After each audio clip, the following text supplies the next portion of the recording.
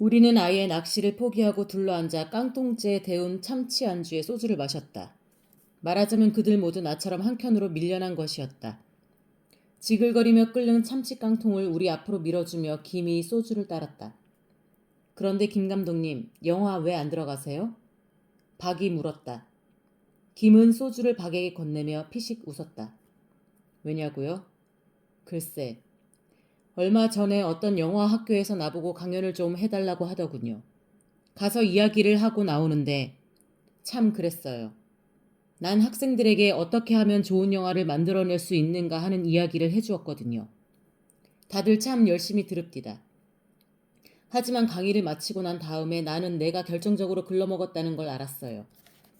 막말로 요번에 깐네에서 그랑프리를 탄 작품을 그대로 베껴서 충무로에 나가보세요. 제작자들은 아마 말할 거예요. 어디서 이렇게 돈도 안 되는 시나리오를 들고 왔어. 제 말이 우스웠는지 그는 혼자서 웃었다. 우리는 웃지 않았다. 그는 담배를 물며 아직도 포성이 울리는 먼 하늘을 바라보았다. 차라리 그림을 그렸더라면 좋았을 뻔했어요. 그러면 아무도 사주지 않아도 혹시 내게 재능만 있다면 자식 새끼들은 먹고 살 거 아닙니까? 제작자가 자금을 대주지 않는 한 내 머릿속에 세계를 감동시킬 만한 영화가 한 편 들어있다 해도 내가 죽으면 그걸로 끝입니다. 아니죠. 죽기 전에 이미 끝이죠. 그런데 박형은 왜 음반 안 내세요? 화살이 제게로 돌아오자 박은 좀 당황하는 듯 하더니 갑자기 큰 소리로 웃었다. 할 거예요. 인기 가수들 녹음 때문에 스케줄이 자꾸 뒤로 밀려요. 곧 하게 되겠죠.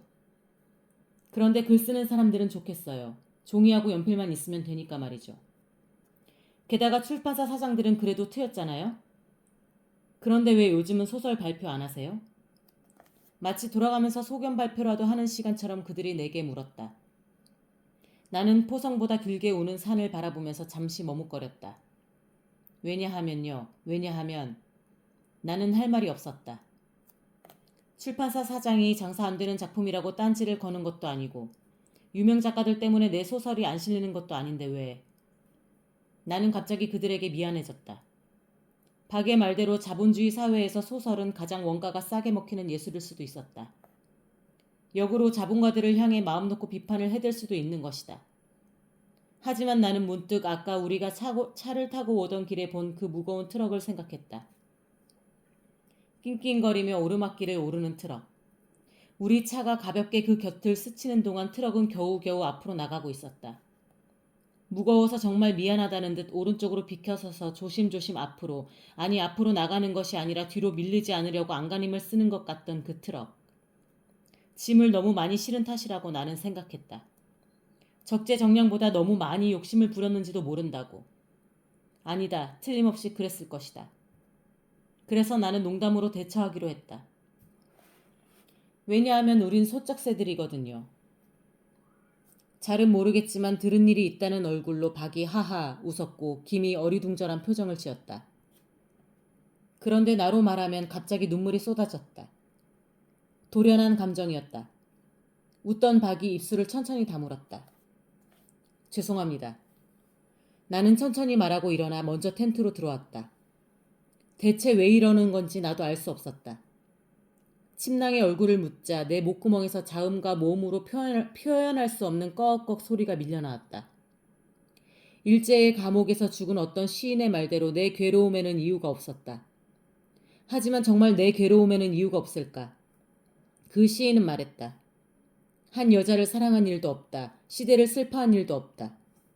바람이 자꾸 부는데 펄럭이는 텐트 자락을 환하게 밝히며 밖에서는 연신 조명탄이 터졌고 그리고 포성이 들렸다.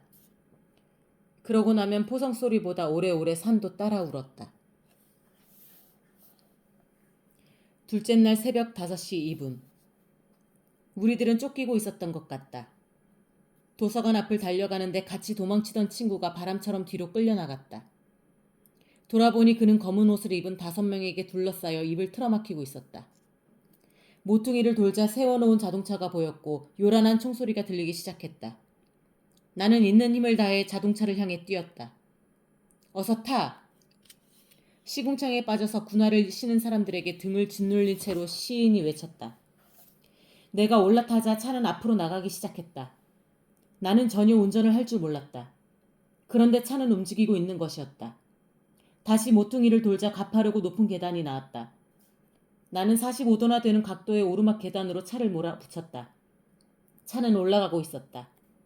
나는 운전을 할 줄 모르는데 어쩌자고 이 가파른 길을, 길도 아닌 계단을. 어디로 가야 하죠? 어디로? 내가 묻자 5년 동안 같은 글을 고치고 있는 소설가가 다시 대답했다.